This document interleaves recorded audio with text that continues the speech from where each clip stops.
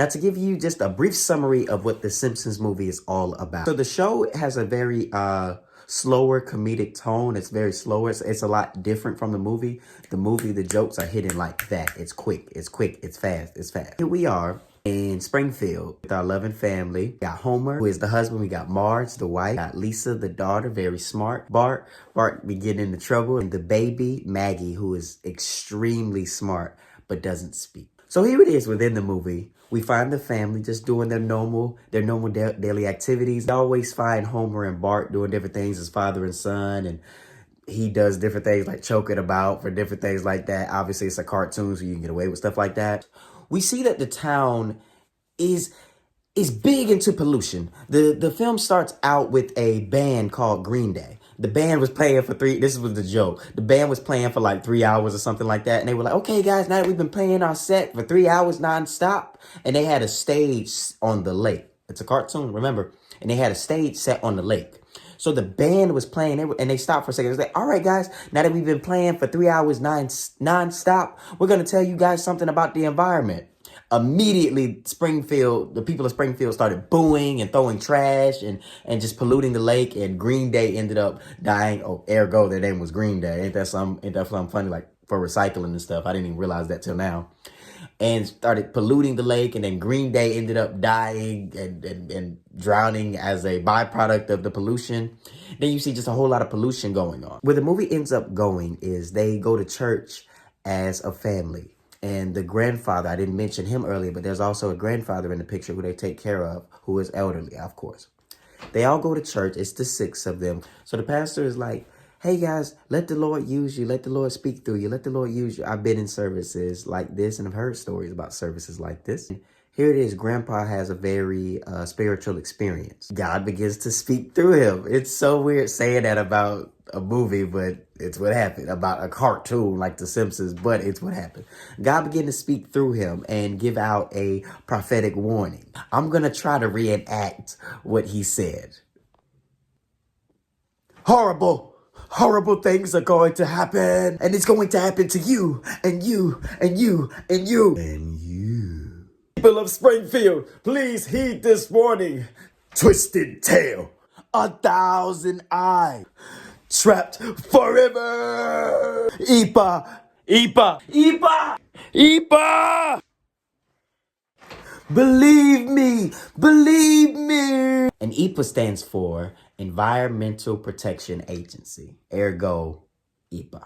And it was kind of all this broken up stuff that wasn't together, and the town was very shocked and didn't know what to do with that. And should we take this in, or should we just write him off as just being an elderly, crazy man, or what did we just see?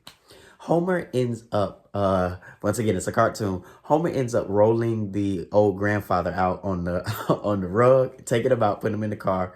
And Marge was like, oh my God, Homer, should we take that serious? That was crazy. Like, he just had a very spiritual experience. Homer was making a light of it, didn't see anything to it. Homer was like, he's old. He just had an old experience. Come on, let's go get us some ice cream. Moved on from it.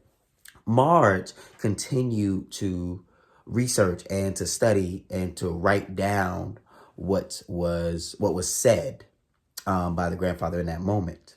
So she began to call upon people she thought was smart. It was like this big fat guy in the cartoon. Like, she went to, it seemed like he was like a gamer or something. So she went to him, like, said if she could get answers out of him. That didn't go so well. I just realized something. That fat guy that Marge was in there talking with, he actually pulled out a phone and recorded the whole thing. So that's why Marge was in there talking to him, because he had to record and she was able to write down the words. Interesting. You learn something every day. You got to pay attention to these films, because you go back and you find little details. She went back to the grandfather, trying to see if she could get answers out of him for what he said. He didn't remember nothing at that point. She's trying to put it together and make sense of it all. She's in the house and she's putting every word that I just told you about, as paraphrasing, every word on the refrigerator. Then Homer walks in with this pig. Now, Homer got this pig. Him and Bart were doing this dare competition, and he dared Bart to ride. I can't remember where it was, but he ended up I think it was just to ride through town naked, basically. And Bart ended up at a burger joint. And so from there, they ended up eating. And at the burger joint, they were shooting a commercial. As they were shooting a commercial, when they were done with the pig, the owner was like, okay, go ahead and kill the pig and let's move on with our lives. Homer was like, no, you can't kill the pig. And he ended up taking the pig home. We meet Marge and Homer. They come back together. So remember, Marge was in there breaking down the prophetic word, putting things on the refrigerator, looking at the word, stuff like that. Homer enters with the pig, like, honey, I got a pig. Marge immediately looks at that twisted tail. She looks at the prophetic word. Remember, it said twisted tail. Grandpa's word was foreshadowing the Environmental Protection Agency, ergo EPA, Environmental Protection Agency. He was foreseeing them coming in and putting a stop to all the pollution that was going on. And the way they were going to go about it was putting a dome around Springfield and cutting them off from the entire world. The way it came about was through the pig. Marge goes on to tell Homer, you need to get rid of that pig.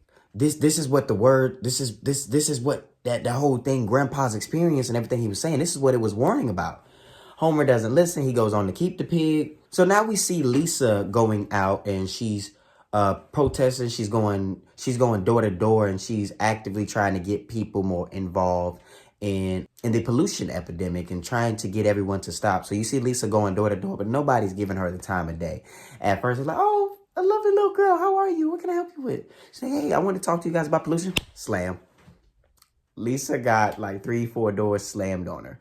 Finally, she was able to organize a meeting along with the mayor. We see Krusty the Clown dumping oil in the lake. I'm sure it smelled. We see a really witch-like lady washing cats in the lake very oddly. We see a truck driver just dumping bottles of empty beer bottles. Even a guy that was still drunk was back there yelling out like, honey, I'm home. So we just see all types of pollution in this lake. Mayor declared, hey, we're going to stop polluting the lake. So they went on to clean up the lake and they got everything in order. They even put signs up and they made it dummy proof. If you know the film, you know the film. I'll let you look that up. I'm going to leave that there. They made it dummy proof to where not even a dummy could go up and pollute in that lake. So it was great. And they had thousands of signs up that said, don't pollute in the lake. Don't come over here. Don't pollute. Don't pollute. Don't pollute. So once again, Homer got that pig. Remember, when you have pets, obviously pets defecate. They have to go.